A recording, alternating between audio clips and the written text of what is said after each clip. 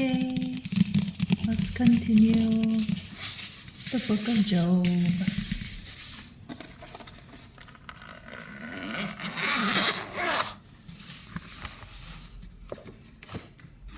So, now we're heading into a very long passage of rebuttal from Job, in which a couple of his friends seem to be accusing him of not taking care of those around him who are in need. And that's why this is happening to him. We don't have any proof of that, though. And then Bildad has just said this very short little piece, and that seems to have really sparked something within Job, because now he's really going to respond to that. So here we are, chapter 26. But Job answered and said, Whom helpest thou? Him that hath no power? Savest thou the arm that hath no strength? Whom counsellest thou? Him that hath no wisdom? Thou showest right well as the thing is. To whom doest thou declare these words? Or whose spirit cometh out of thee? The dead things are formed under the waters, and near unto them. The grave is naked before him, and there is no covering for destruction. He stretcheth out the north over the empty place, and hangeth the earth upon nothing. He bindeth the waters in his clouds, and the cloud is not broken under them. He holdeth back the face of his throne, and spreadeth his cloud upon it. He hath set bounds about the waters until the day and night come to an end. The pillars of heaven tremble and quake at his reproof. Which, this is a very interesting line, Job 26:11, because that's exactly how the cannibal hymn from the coffin text starts. So, again, there's a lot of discourse in this book about the mightiness of God, the Almighty, and the powerlessness and perceived also ignorance of man in the face of that mightiness. The sea is calm by his power, and by his understanding he smiteth the pride thereof. His spirit hath garnished the heavens, and his hand hath formed the crooked serpent. Lo, these are part of his ways, but how little a portion hear we of him, and who can understand his fearful power? So again, Job is saying, well, I don't know less than you. I know just as much as you, if not more. I was the most pious of our friend group going into this situation. I don't think that has changed. Moreover, Job proceeded and continued his parable, saying, The living God hath taken away my judgment, for the Almighty hath put my soul in bitterness. I think that's a very accurate appraisal of what's going on with Job right now. Yet so long as my breath is in me and the Spirit of God in my nostrils, my lips surely shall speak no wickedness, and my tongue shall utter no deceit. God forbid that I should justify you. Until I die, I will never take away mine innocency from myself. So he is defending himself and saying, this isn't happening to me because I'm, deserving of it. Even if there were some fault in me, the punishment is disproportionate to that. I will keep my righteousness and will not forsake it. Mine heart shall not reprove me of my days. Mine enemy shall be as the wicked, and he that riseth against me as the unrighteous. For what hope hath the hypocrite when he hath heaped up riches, if God take away his soul? Will God hear his cry when trouble cometh upon him? Will he set his delight on the Almighty? Will he call upon God at all times? I will teach you what is in the hand of God, and I will not conceal that which is with the Almighty. Behold, all ye yourselves have seen it. Why then do you thus vanish in vanity? This is the portion of a wicked man with God, and the heritage of tyrants, which they shall receive of the Almighty. If his children be great in number, The sword shall destroy them, and his posterity shall not be satisfied with bread. His remnant shall be buried in death, and his widows shall not weep. Though he should heap up silver as the dust, and prepare raiment as the clay, he may prepare it, but the just shall put it on, and the innocent shall divide the silver. He buildeth his house as the moth, which is to say, very temporary, and as a lodge that the watchman maketh. When the rich man sleepeth, he shall not be gathered to his fathers. They opened their eyes, and he was gone. So that's very interesting. When the rich man sleepeth, he shall not be gathered to his fathers. They opened their eyes, and he was gone.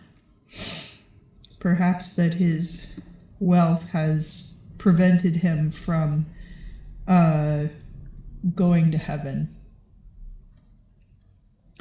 Terrors shall take him as waters, and a tempest shall carry him away by night. The east wind shall take him away, and he shall depart, and it shall hurl him out of his place. And God shall cast upon him and not spare, though he would fain flee out of his hand. Every man shall clap their hands at him, and hiss at him out of their place. Now, I'm going to read 28. And then he goes on for 3 more chapters here before we hit the next. And that is when Elihu, the son of Barachel, will come in. The silver surely hath his vein, and ye gold his place where they take it. Iron is taken out of the dust, and brass is molten out of the stone. God putteth an end to darkness, and he trieth the perfection of all things. He setteth a bond of darkness and of the shadow of death. The flood breaketh out against the inhabitant, and the waters forgotten of the foot, being higher than man, are gone away. Out of the same earth cometh bread, and under it, as it were, fire is turned up. The stones thereof are a place of sapphires, and the dust is of gold. There is a place which no fowl hath known, neither hath the kite seen it. The lion's whelps have not walked it, nor the lion passed thereby. So, out of the same earth cometh bread, and under it, as it were, fire is turned up. So the growing crops on the surface of the earth, and then knowing about volcanic activity under the earth's surface and the molten core of the earth. Even in these ancient times, they knew about volcanoes and stuff like that. The stones thereof are a place of sapphires, and the dust of it is gold. There is a path which no fowl hath known. So now, talking about how the places where precious things come from are not always habitable by the beasts of the earth, is what it looks like. He putteth his hand upon the rocks, and overthroweth the mountains by the roots. He breaketh rivers in the rocks, and his eye seeth every precious thing. So God breaking the rivers in the rocks, and it exposing those things which are hidden, like gold and brass and gemstones that are hidden within. He bindeth the floods that they do not overflow, and the thing that is hid bringeth he to light. But where is wisdom found, and where is the place of understanding? So speaking then of these concrete concepts, using that as an allegory for wisdom and understanding. It's a little bit separated. And there's a lot of really flowery discourse in this book between all of these, or among all of these characters. And you can tell that Job really is in a state of distress. It causes some scattering in his discourse, and it does also cause him to interpret these things that his friends say differently. Whereas, like, if you're in a good place and your friend says something like, we really can't know God's plan, you're like, you're right, we can't. But then if you're in a really bad place and your friend says, we can't really know God's plan, and you're like, well, maybe you don't. So like the context of it is very interesting, because I do feel like the sense of Job's suffering really comes through in the writing, and it's like these little subtle things about it. Obviously, when he is biting back at his friends, but also in the structure of his own responses or lack thereof. Man knoweth not the price thereof, for it is not found in the land of the living. The depth saith, it is not in me. The sea also saith, it is not with me. Gold shall not be given for it, neither shall silver be weighed for the price thereof. It shall not be valued with the wedge of gold of Ophir, nor with the precious onyx, nor the sapphire. The gold nor the crystal shall be equal unto it, nor the exchange shall be for plate of fine gold. No mention shall be made of coral, nor of the gabish, for wisdom is more precious than pearls. So talking about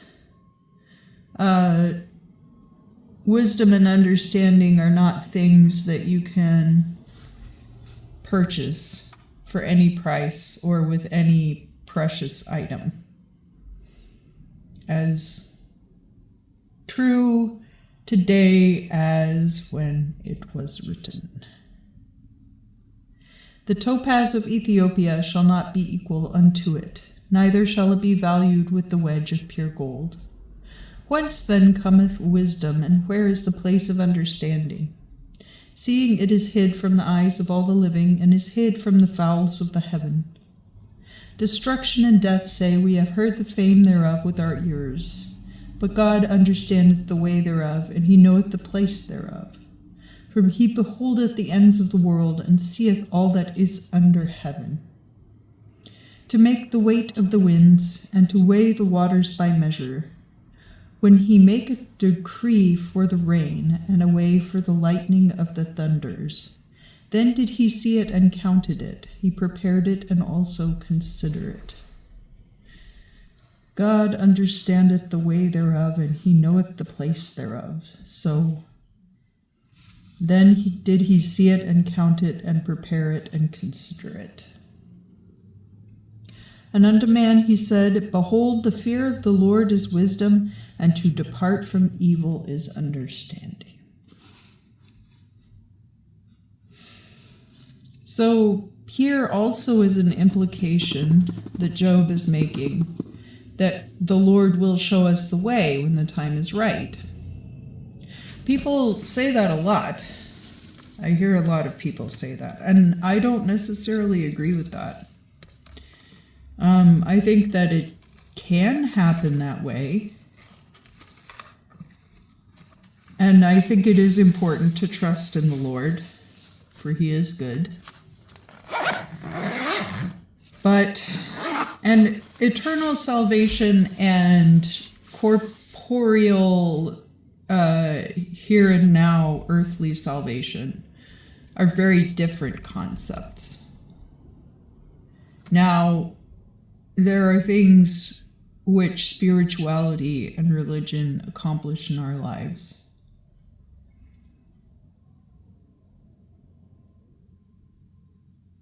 I don't know if they're really here to give us as much the how as the why. And that's an important distinction to make. And that's why with the separation of science and religion, we've seen actually like a full schism form. That when they were having an evolution still being debated today, science is there to tell you the how. And I think it was one of my college professors, Dr. Saeed, who described it this way. He was like my favorite professor at Georgia State. And and then he went to UGA after that. And so what we come across in Job is a lot of discourse about this, about the how and the why kind of getting conflated and mixed together. That all of the people, with the exception, Bildad doesn't really seem to be taking as much of a part in this discourse as Eliphaz and Zophar. And those two really emphasizing to Job the powerlessness of himself against God. And additionally, their implications of him having some kind of moral failing, and that being the root of his suffering, which doesn't have any empirical evidence, at least in our literature here, and is not necessarily the totality of these situations. How is one to prove that some slight in this life or in a life previous is to blame for our suffering? It just doesn't really work like that. And I have my own theories as to the ways in which our energy, which is in our corporeal body, the ways that that is recycled when we pass. In Christianity, with the death of Christ comes life everlasting, eternal for all of mankind, whether you believe or not, eliminating the need for things like reincarnation or some kind of mystical afterlife situation. I know what I believe, and what I believe doesn't always align with doctrine in religions. But again, I think that it's not either or. I think there's a scale in there. Most things are not either or. When you go to a restaurant, people are like, do you want this or do you want this? The truth is that if you want both, you have total freedom to order both items, eat half of each, and take half home. Which, that alone, I think, illustrates that things are not as clear-cut in these situations as people like to portray them. People want the things to be tied up in these neat little packages for them to consume, and the truth is that there are patterns and there are truisms, but everything is subject to our perceptions. It's subject to the perceptions of the people around us. It's very unlikely that your perception of something is exactly the same as someone else's. And that alone is going to differentiate between an either or situation.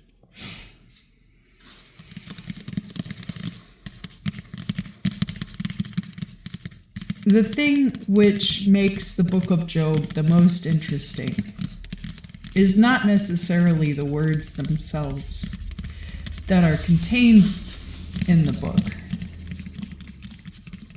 but the ways in which it entices and instructs us to explore our own relationship with God, our own relationship with our fellow parishioners or spiritual peers, and our relationship with the higher power, our exploration of that. I hope that you are enjoying this so far. I am enjoying doing these videos. It's nice to be able to just kind of talk about the Bible a little bit each day. And to upload it for Lent. We're getting close to the 3/4 mark now, so that's cool. I didn't know how well I would be able to keep up with this. I'm not really able to just roll out of bed in the morning and get on my computer and start working. I have to wait for the library to open or go to a coffee shop. Admittedly, sometimes I get up and I just kind of like, it just takes me a while to get alert. And I've been waking up around 8:30 this week, just kind of naturally, and then I have an alarm set for 9. Obviously, I have to be very careful with my sleep schedule so that I don't end up creating problems for myself in that regard.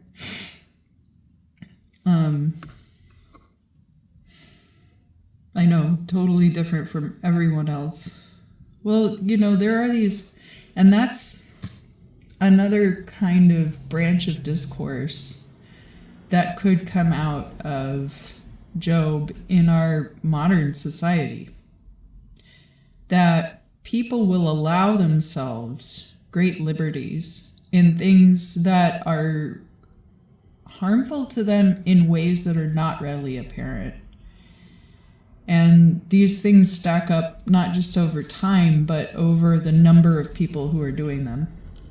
And we're living in a period of time where more than ever before, everyone is striving for homogeneity culturally, which to me is anathema, absolute anathema. I hate it.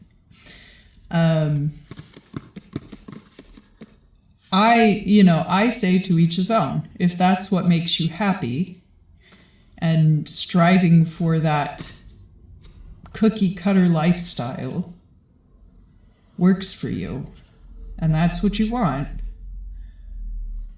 it should not impede on the ability of anyone else to do what it is that they feel is right for their own life. So that's where the problem is. That's the problem for me, that it does severely impact my ability to even be employed. And you could say, well, why don't you just not have green hair or tattoos? But the truth is that I think my hair looks good like this. People bleach their hair blonde all the time. It shouldn't be treated that much differently than a natural hair color if I'm doing it to look like it grew in this color. And the problem predates my green hair. So these are trends, and like any other trend, eventually things will change and be different and be some other kind of way. And perhaps I will enjoy that more. I did like the 90s a lot. I was a teenager. I was like 13 or 14 in 1996.